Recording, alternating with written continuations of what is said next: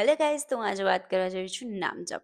નામ જપનો કહું તો મેં જાતે પણ અનુભવ કર્યો છે અને હું તમને એટલે કહું છું કે વારે ઘડીએ ભગવાનનું નામ લેવું જોઈએ અને નામ જપ કરવો જ જોઈએ.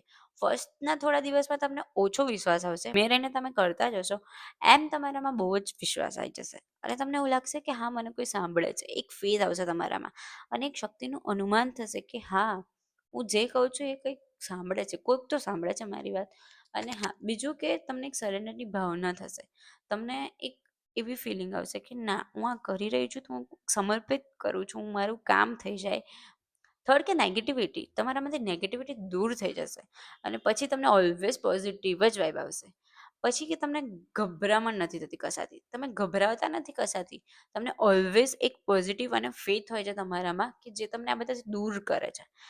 ફોર્થ કહીએ તો તમને એંગર, તમારા અંદરની રહેલો એંગર કે તમારું કામ નથી થતું, તો તમને એક એંગર તમારો જે હોય છે કે મારું જ કામ કેમ નથી થતું, હું જ કેમ આવું કરું છું. બટ નહીં, તમને એક ફેથ છે, તમને એક આશા છે, કે એક વિશ્વાસ છે કે તમે નામ જપ કરો છો તો એનાથી કંઈક થશે જ અને કંઈ નહીં થાય તો સારું તો થશે, ભગવાનનું નામ તો લેવાશે એટલીસ્ટ.